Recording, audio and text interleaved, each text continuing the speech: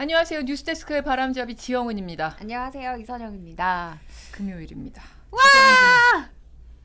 금요일을 너무 좋아해서. 금요일을 너무 좋아해서 이런 텐션이 갑자기. 네, 금요일을 정말 제가 너무 좋아해가지고. 금요일을 좋아하지 않는 사람이 어디 있겠습니까? 그러게요. 지장군의 한 곡 이번 주는 재즈 피아니스트입니다. 키스 제릿의 마이송을 갖고 왔습니다. 아, 근데 진짜 너무 좋은 음악이던데요. 너무 좋은 음악이죠.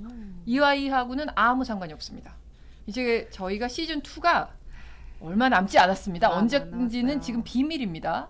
이게 딱 발표가 되는 순간 여러분이 그때까지만 딱 보시고 이제 안 보실 수 있기 때문에 비밀이고요. 얼마 남진 않았습니다. 그래서 남은 금요일에는 제가 금요일 저녁에 듣고 싶은 노래를 그냥 갖고 오겠습니다. 그래서 이 노래가 딱 금요일 저녁 해가 이렇게 지고 나서 퇴근하시는 길에 딱 어울릴 것 같아서 갖고 와봤습니다. 와인 한잔 네. 하고 싶네요. 네. 저녁 놀이 질 때 이렇게 딱 뭐 지하철을 타고 가시든 지하철을 타시면서 이렇게 한강에 다리를 건너시거나 운전하시면서 가시거나 할 때 이 노래를 딱 들으면 맞지 않을까 싶어서였어요. 근데 오늘 해 지는 모습이 되게 멋있더라고요. 그러니까요. 오늘 날이 네. 맑았잖아요. 그리고 이 재즈 피아니스트 가운데 이렇게 정교하고 섬세하게 연주하는 계보가 있습니다. 그게 처음 빌 에반스가 첫 번째 주자고 그 다음 세대가 키스 제릿이고 그 다음 세대가 브렛 멜다우라는 세대 사람이거든요. 그래서 혹시 이런 분위기 근데 이 키스 제릿의 이 곡이 마이송이 가장 대중적인 곡이고 다른 곡은 이렇게까지 대중적이지는 않습니다. 그렇지만 이렇게 약간 감성적이고 굉장히 정교한 재즈 피아노 곡을 듣고 싶으시다면 이 세 아티스트의 곡을 들어보시기 바랍니다. 이건 진짜 네. 들어봐야겠네요. 네, 네. 주말에 와인 한잔 하면서 저희 플레이리스트를 쫙 한번 만들어 보겠습니다. 예. 자, 그럼 금주 신곡과 전혀 상관없는 진짜 전혀 상관이 없네요. 전혀 상관없는 이번 주 이 아이는 누군지 잠시 후에 확인하고요. 낮에 눈에 띈 뉴스부터 볼 텐데요. 사진부터 보겠습니다. 자, 이게 뭔가 어머. 한 오피스텔의 분리수거장인데 분리수거장이라고 하기에는 뭔가 굉장히 너저분하죠? 아니 뭘 저렇게 그리고 많이 드셨다. 여기저기에 메모 같은 것도 붙어 있어요. 메모에 뭐라고 써 있는지 한번 볼게요.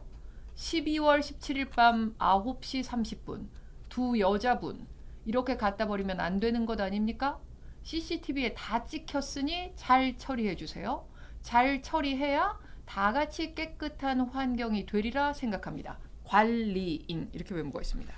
저게 무슨 일이 일어난 거냐면 배달 음식 먹고 난 다음에 분리수거 할 때는 그 배달 용기 플라스틱 용기든 종이든 물에 헹궈가지고 음식 찌꺼기 안 남게 하고 내다 버리는 게 네, 그리고 종이는 종이대로 플라스틱은 플라스틱대로잖아요. 음식 쓰레기는 또 음식 쓰레기대로.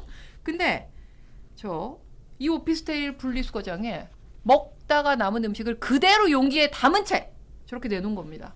조금 자세하게 좀 지저분하도록 보겠습니다. 어떤 모양새로 내놨는지 볼게요. 저런 꼴로 내놓은 겁니다. 아니 다 먹지도 않았네요. 플라스틱 세상에. 용기에 밥에 단무지에 돈가스에 국물에 뭐 계란 후라이로 보이는 것 깍두기 뭐 별의별 것이 그리고 나무젓가락 꼬지 같은 거 그런 것도 다 그대로 들어있습니다. 너무하네요. 저거 누가 자, 오피스텔 치우라고. 관리인이 참다 못해서 글과 사진을 한 온라인 커뮤니티에 올렸습니다.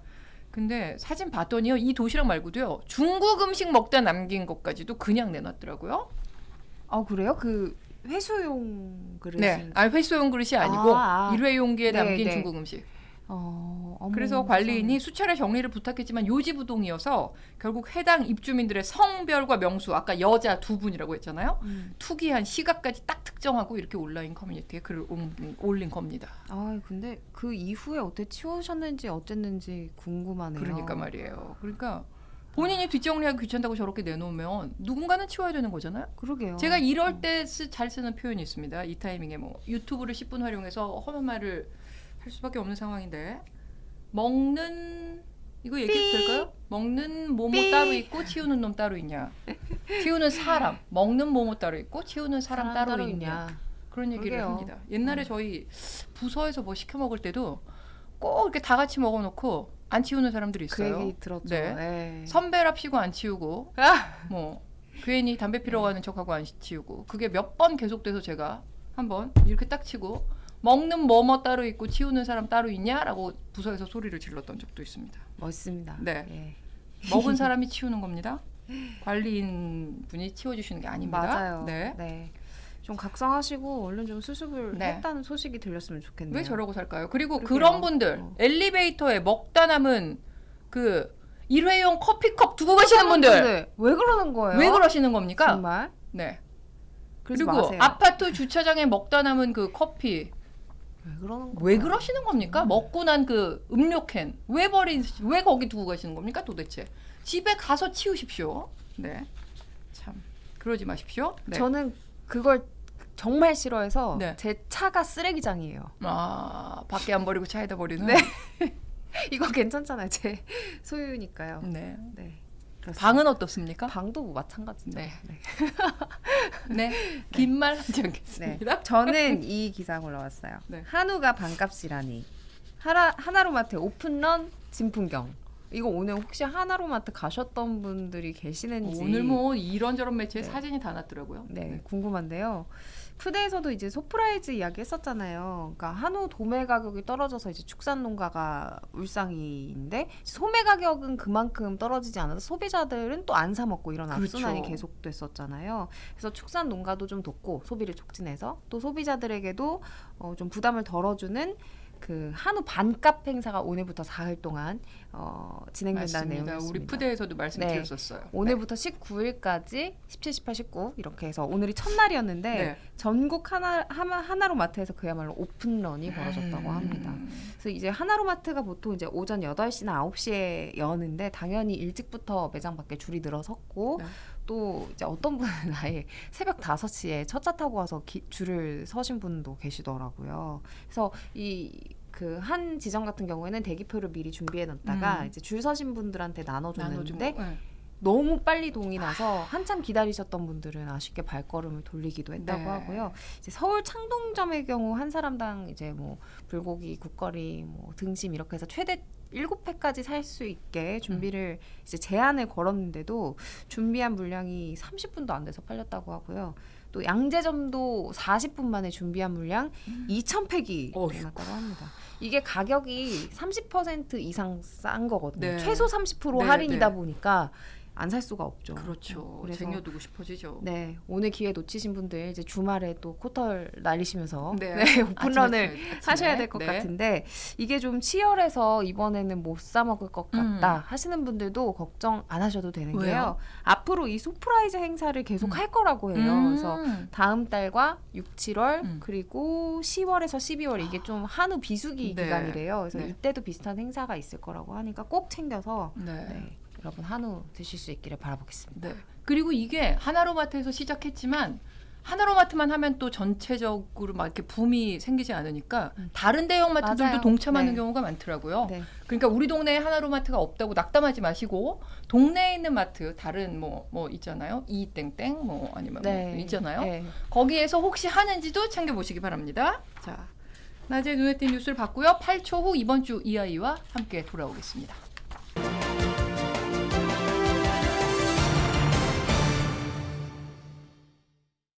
금요일 프리데스크를 반짝반짝 빛내는 이선영 아나운서의 이아이. 자, 이제 시즌2가 끝날 때쯤 이아이가 도대체 뭔가를 모르시는 분이 계실 것 같아서 이선영 아나운서의 이것입니다. 네. 자, 이아이입니다. 아 이걸 사실 이 아이를 지영은 선배가 제가 만들어줬습니다. 만든 이 코너 이름인데 정말 찰떡 같고 좋은 것 같아요. 그렇죠. 할 때마다. 평생 쓸 수 있을 것 같아요. 네. 이선영 아나운서가 앞으로 뭘 하든지 쓸 수 있을 것 맞아요. 같아요. 제가 다른 프로그램에서 코너를 하나 만들어도 그냥 이 아이라고 하면 이아이 그게 하고 그게 아무 되는 말이나 거- 맡겨도 돼요. 될 것 같아요. 너무 좋습니다. 네. 자 오늘의 주제는 짝퉁인데요. 사실 제가 짝퉁 얘기를 하고 싶었다기보다는 네. 정말 경제면을 이번 한 주 동안 저 꽉꽉 채운 소재가 있었어요. 챗 GPT라고 네. 들어보신 분들도 그렇죠. 계실 텐데. 우리 머니톡 시간에서도 얘기를 했었어요. 맞아요, 맞아요. 근데 이제 코너 내내 이 챗 GPT 이야기를 할 수 없다 보니까 그렇죠. 이제 머리를 쥐어짜서 그럼 짝퉁 얘기를 해볼까 하고서 이제 가지고 온 거거든요. 네. 우리 이선영 아나운서가 이렇게 애를 씁니다. 여러분께 그럼요. 재밌는 거를 네. 전해드리려고. 네. 네. 그래서 첫 번째 이야기는 짝퉁 챗 GPT예요. 아, 그러니까 챗 GPT 얘기를 해서 짝퉁 챗 GPT. 네. 그래서 챗 GPT에 대해서 간단하게 일단 네. 설명을 드리면 챗 GPT는 이제 대화하는 AI거든요. 그래서 챗 GPT의 챗이 대화라는 뜻이고 이제 GPT는 이게 영어에 뭐 generated pre-trained transformer 뭐 이런 건데요. 자세히 왜 이렇게 해야 됩니까? 왜 이거 해야 됩니까? 미국인들 이러더라고요. 이렇게 해야 됩니까? 미국 제스처? 그러니까 훈련된 번역기, 뭐 네. 변환기 정도로 이제 해석이 될 거예요. 이게 인공지능에게 왜 뭐 딥러닝 방식이나 이런 식으로 교육을 시켜서 네. 이렇게 다각적인 활동을 하게 하잖아요. 그 중에서 이제 언어를 집중으로 이제 훈련시킨 결과물인 거죠. 그래서 예를 들어 이제 구글에 우리 또 푸터팬 분들께서 우리 이선영 아나운서가 한 주 동안 뭘 했을까 궁금하시면 이제 이선영 아나운서 친 다음에 네. 일일이 찾아봐야 되잖아요. 그렇죠. 근데 이제 이 챗 GPT를 사용하면 이선영 아나운서가 한 주 동안 뭐 했어? 라고 하면 얘가 이제 검색지를 다 종합한 다음에 네. 이선영 아나운서는 월요일부터 이것도 하고 금요일 저것도 했고 하고. 이렇게 했고 이렇게 해서 정리를 해서 딱 주는 네. 그런 진보된 검색 그렇죠. 서비스라고 대단해요. 생각하시면 네. 됩니다. 그래서 이렇게 단순히 그냥 답변을 무작위로 쫙 갖다 주는 게 아니라 정말 이렇게 요밀조밀 잘 짜서 갖다 주기 때문에 뭐 번역, 노래, 작곡, 작사, 코딩도 된다고 하고요. 심지어 논문 작성까지 된다고 그러니까 합니다. 말이에요. 아 지금 채팅창에 그래서 이 아이구나 한 다음에 이선영 아나운서의 이것을 일요일 토마토 기러기 이걸로 나갔습니다. 이니까 일요일 토마토 기러기요? 토마토 기러기 스위스 인도인 우영. 그리 가셨네요. 이 아이를. 잘 여러분들은 네네네. 진짜 대단하십니다. 네, 그쪽으로도 풀 수 있겠네요. 네. 자, 근데 다시 본론으로 가면, 그러니까 예전에는 빈 네모 칸에 이렇게 단어를 쳐넣어서 검색을 하는 글로 하는 검색이었다면, 그렇죠. 챗 GPT 같은 경우는 말로 하는 검색으로 완전히 패러다임을 바꿔놓을 것 같아요. 맞아요. 이게 너무 든든할 것 같은 게 네. 그냥 지영은 선배한테 뭐 물어보면 쫙 나오거든요. 그러니까 그런 거예요. 그래서 지영은 선배도 지금 긴장하셔야 돼요. 아, 저는 택도 없습니다. 저는 아주 얄팍하게 알기 때문에. 네. 그래서 어쨌든 이제 지금 전 세계 검색 서비스의 92%를 차지하는 게 구글이라고 하거든요. 구글이 너무 이 챗 GPT의 등장에 긴장한 네. 나머지 코드 레드 비상 발동을 내렸다고 하고요.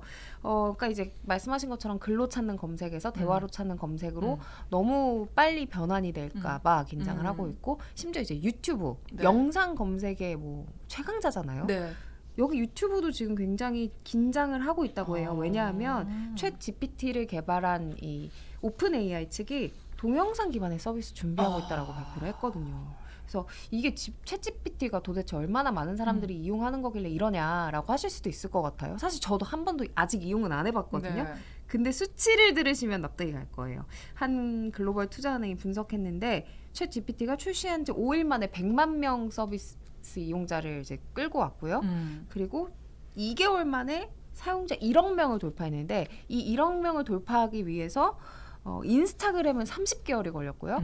틱톡은 9개월이 걸렸고요. 글로벌 최대 음악 사이트는 스포티파이는 55개월, 우버는 70개월 걸렸어요. 그러니까 이걸 비교해서 생각하면 정말 빠른 기간 안에 1억 명을 이제 모은 거고요. 그러다 보니까 이제 업계에서는 챗 GPT가 뭐 1994년에 웹브라우저 나왔고, 네. 90 알타비스타. 예, 98년에 이제 구글이 나왔고, 네스케이프. 네. 2007년에 아이폰이 나왔고, 이거 시장 완전히 바꾼 게임 체인저였잖아요. 그렇죠. 이 정도 급의 변화라고 이야기하고 있습니다. 그렇죠. 그러니까 완전한 혁신이죠. 완전히 바뀌는 거죠, 세상이. 네. 근데 돌풍은 돌풍인데 오늘 주제가 짝퉁 아닙니까?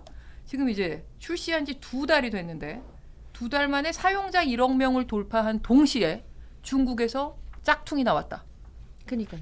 근데 이게 엄청난 기술이 집약된 서비스인데 이게 짝퉁이 2달 만에 나올 수가 있어요. 저도 사실 이게 네. 기사 헤드라인만 보고 이거 짝퉁 벌써 만들 수 있으면 중국의 기술력도 그렇죠, 대단한 거 대단하죠. 아닌가? 네. 라고 생각을 했는데 이거 들어봐야 돼요. 그러니까는 중국 최대 SNS인 웨이보에 이제 챗 GPT라고 뜨면 되게 유사한 계정들이 많이 나온대요. 심지어 뭐 로고까지도 베낀 계정들이 많이 나오는데 여기에다가 이제 챗 GPT에서 할 수 있는 서비스를 의뢰를 하면 꽤 유사하게 챗 GPT가 내놓은 결과물을 갖다 주는 거예요. 네. 근데 심지어 이 사이트들은 지금 유료로 운영이 되고 있거든요. 그래서 월 18만 원대 서비스 이용권을 이제 구매를 유도하는 시기라고 되게 하는데, 비싼데요? 네, 이 챗 GPT 진짜 챗 GPT 측도 지금은 무료로 오픈 서비스로 이제 운영이 되고 있지만 네. 유료 서비스가 있기는 하거든요. 네. 월 25,000원 정도. 그거에 비하면 상당히 훨씬 비싼 거네요. 금액이죠. 네. 그래서 도대체 이렇게 유저를 유료로 끌어모을 수 있는 비결이 뭔가 했더니 이 짝퉁 GPT가 그냥 링크를 진짜 GPT 쪽으로 연결해서 그냥 얘한테 시켜서 결과를 받고 전해주는 거예요. 그럼 그냥 연결만 하는데 연결만 한 거예요. 쳐받는다는 거군요. 근데 네. 무료 서비스가 지금 챗 GPT 오리지널 진퉁에서 운영 중인데 왜 28만 원을 내고 짝퉁 GPT를 사람들이 쓰죠? 중국 사람들이? 그게 이제 좀 슬프기도 하고 네. 이제 중국의 큰 문제점이라는 음. 생각이 드는데요. 지금 중국 내에서는 챗 GPT 서비스를 공식적으로 사용할 수가 없습니다. 아, 그러니까 많이 닫혀 있잖아요. 네, 뭐 인스타그램도 못하게 안 되잖아요. 하고 네. 이제 웨이보로 대체하는 것처럼 챗 GPT 서비스를 이용할 수 없기 때문에 이런 이제 중개 서비스 같은 형태로 네. 짝퉁이 운영이 되는 거죠. 그걸 하면 돈을 이렇게 받다니. 네. 그리고 이런 가운데 이제 중국 최대 포털 바이두가 챗 GPT와 유사한 서비스를 내놓겠다고 밝혔어요. 어니봇이라고 하더라고요. 네. 다음 달 출시된다고 하고요. 바이두뿐 아니라 뭐 중국 최대 사이트들 유명한 사이트들 있죠. 뭐 화웨이, 알리바바, 텐센트 등도 비슷한 서비스를 내놓겠다고 해서 뭐 중국이 뭐 이 자신들의 기술을 자국민들에게 강요하기 위한 작업에 이미 들어간 네. 것 같습니다. 참. 오늘 주제가 짝퉁이다 보니까 짝퉁하면 떠오르는 게 사실 중국 아닙니까? 그렇죠. 중국 얘기를 계속 하게 될 것 같은 이렇게 느낌적인 느낌이 있는데 두 번째 짝퉁은 뭡니까? 선배 말대로 이제 중국 이야기가 나오는데요. 네, 짝퉁을 가장 많이 만들고 수출하는 나라. 중국이겠죠. 우리가 그냥 막연히 중국이라고 그렇죠. 생각하잖아요. 네. 이게 팩트였더라고요. 이 팩트 체크가 된 기사가 있어서 아니 가지고 땡 굴뚝에 연기 안 나는 거죠. 안 나는. 네. 심지어 이게 조사 결과가 미국이어서 약간 이제 괜히 신뢰가 더 가기도 하더라고요. 이런 사대주의자. 약간 저희가 정서가 그런 게 있잖아요. 그래서 뭐 중국에서 발표했다보다 그렇죠. 미국에서 발표했다 사대주의자. 그러면 약간 이제 더 신뢰가 가는 그런 네. 게 있다 보니까 미국 무역대표부에서 발표한 목록인데요. 심지어 제목이 악명 높은 시장이라는 보고서입니다. 여기에서 중국이 전 세계 짝퉁 시장을 선도한다라면서 보고서를 내놨는데요. 특히 중국의 위챗을 가장 큰 짝퉁 시장으로 못 박았고요. 그 뒤를 이어서 나오는 업체도 죄다 중국 업체들. 알리익스프레스, 바이두 왕판, 그리고 타오바오, 핀도더 다 짝퉁의 어떤 근거지 역할을 하고 있다라고 이제 모두 언급을 했습니다. 네. 그런데 이제 미국 조사만 신뢰할 게 아니라 우리나라에서도 비슷한 조사 결과가 네. 나왔는데요. 애국주의자. 네. 지난 11일에 양경수 더불어민주당 의원이 관세청에서 받은 자료예요. 보니까 최근 5년간 해외에서 수입된 짝퉁 명품 규모가 뭐 2조 2천억 원 정도 되는데요. 이 중에서 85%가 넘는 1조 9천억 원 규모가 중국발이었다고 합니다. 네. 이게 뭐 많을 거라고 어렴풋이 생각하긴 했는데 뭐 팩트로도 이렇게 1위가 중국이군요. 예. 근데 도대체 가짜를 어떤 걸 그렇게 많이 만들어서 수출합니까? 별의별 게 다 있다는 건 알고 있지만 저는 뭐 운동화, 뭐 아니면은 뭐 가방 이런 가전제품도 많잖아요. 거. 네, 그런 짝퉁 너무 많다 보니까 그렇죠. 시계 뭐 이런 거. 그럴 것 같은데 지금 얘기하신 시계가 1위였어요. 근데 이게 이제 제 생각인데 이건 개인적인 의견인데요. 이게 그 금액 규모로 따졌잖아요. 개수가 아니라 건수가 아니라. 네, 그래서 이제 단가, 고가품인 시계가 1위를 차지하지 않았을까 이런 생각도 해봤는데 어쨌든 결론은 적발된 가품 중에서 1위가 롤렉스, 2위가 루이비통, 이런 식이었고요. 네. 품목별로 보더라도 선배 말처럼 시계가 1위였고 그 다음이 가방, 의류 이런 순이었습니다. 근데 짝퉁이라고 부르면서 은연중에 그냥 그런 좀 약간 뭐라 그럴까요? 재미로 맞아요. 그런 짝퉁 좀 싸게 사서 들고 다니기도 살 수도 하고 있지. 뭐 이렇게 생각하죠. 뭐 저도 산 적이 있습니다. 뭐 이렇게 근데 사실 이거 위반하면 범죄죠. 저도 좀 찔리는데 얼마 전에 저도 회사 산 적이 앞에서 있습니다. 양말 파시는 분이 네. 나이키 로고 찍힌 그 양말을 몇 개 얼마 되게 싸게 네, 막 팔잖아요. 6켤레 만원 네. 막 이래서 그 헬스장 가서 신을까 네. 해가지고 샀거든요. 네. 근데 뭐 짝퉁입니까? 짝퉁이죠. 나이키가 짝퉁이겠죠? 아니니까요. 그러니까 여러분 근데 사실 이게 우리가 가볍게 생각하지만 상표법 위반이고요. 네. 이게 중죄예요. 중죄. 7년 반성하겠습니다. 이하의 징역 또는 1억 원 이하 벌금형이고 너무 세. 너무 센데요? 만들지도 말고 사지도 맙시다. 네. 나이키 양말 죄송합니다. 제가 샀다고 얘기한 거는 취소하겠습니다. 이렇게 이렇게 형량이 막 그럴 줄 몰랐습니다. 너무 큰데. 저는 산 적 없습니다. 네. 근데 중국만 이렇게 가품 만드는 게 아니잖아요. 우리나라도 이 지적재산권에 대한 그 개념 이게 좀 부족하다고 느낄 때가 많아요. 요즘도 맞아요. 그렇고. 네. 네. 저는 사실 심각성 잘 몰랐는데 기사 보고 알았거든요. 진짜 좀 꼭 알려드리고 싶더라고요.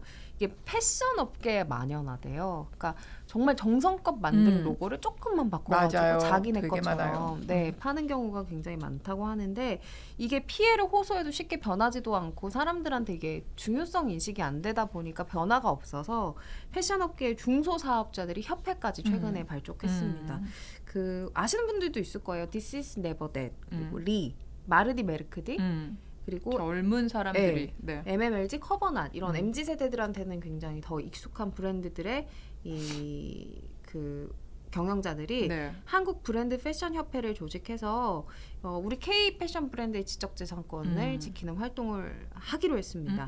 이번 주 월요일에 출범했고요. 이제부터 fake never, 짝퉁 절대 안 돼 이런 운동을 하겠다고 발표했습니다. 네. 근데 이제 중요한 문제가 이런 짝퉁 제품들이 버젓이 네이버나 뭐 11번가나 이런 커다란 올라오죠. 대형 플랫폼의 오픈마켓에서 팔리고 있다는 거고 이런 대형 플랫폼들이 지적재산권상 문제가 될 수 있다는 걸 알지만 자신들에게 의무가 없고 자신들의 시장 점유율에 이제 긍정적인 영향이기 때문에 함구하고 묵인하고 있다는 점을 지적했어요. 이게 뭐 법적으로 어떤 규정이 없나요? 네, 일단 이제 오픈마켓이 전자상거래법상 이제 통신 중개 판매업자로 분류되기 때문에 이 사람들은 그냥 중개만 해주는 이제 사업자라서 이 불법 이 상표를 한 사람들의 그 거래에 대해서 직접적인 책임이 없는 거죠. 아직 우리나라 규제는. 네. 그래서 한국 브랜드 패션협회가 이번 기회에 좀 관련법 개정에 대한 논의도 할 거라고 합니다. 그래서 최대 짝퉁 시장 중국 비판했던 아까 저희가 신뢰하는 미국 사대주의자. 네, 미국은 지금 변화가 시작되고 있는데요. 그래서 오픈마켓에 이런 책임을 물을 수 있는 법이 지금 샵세이프 법안이라고 해서 발의된 상태라고 하고요. 유럽은 조금 더 강력한 제재를 하고 있습니다. 이것도 사대주의자. 이게 지금 선진국, 네, 선진국. 네, 유튜브니까요. 그래서 지난 12월 네. 이제 유럽의 최고 사법기구인 유럽 사법재판소가 아마존에서 가품이 유통됐다라고 하면 가품을 판매한 사람만 문제가 있는 게 아니라 아마존도 책임이 있다고 명확하게 판시를 했다고 합니다. 그리고 그런 네이버 밴드 이런 데를 통해서는 또 서로 아는 사람들만 이렇게 초대를 해가지고 이 가품들을 거기에서만 파는 거예요. 그러니까 오픈마켓에 또 노출이 되면 그게 혹시 단속을 받을지도 모르니까 맞아요. 밴드에서 서로 이렇게 추천한 회원들만 이렇게 모아가지고 좀 고가의 의류 같은 거, 명품 이런 거에 그 가품을 파는 경우도 꽤 있더라고요. 맞습니다. 그래서 참 그 좀 좋은 제품을 비슷한 제품을 싸게 사고 싶은 마음은 이해는 됩니다만 그거를 만드신 분들의 그 노고를 생각해서 이런 일 없도록 했으면 좋겠습니다. 자, 이선영 아나운서의 이아이였고요. 저희는 8초 후에 오늘 뉴스데스크 미리 보겠습니다.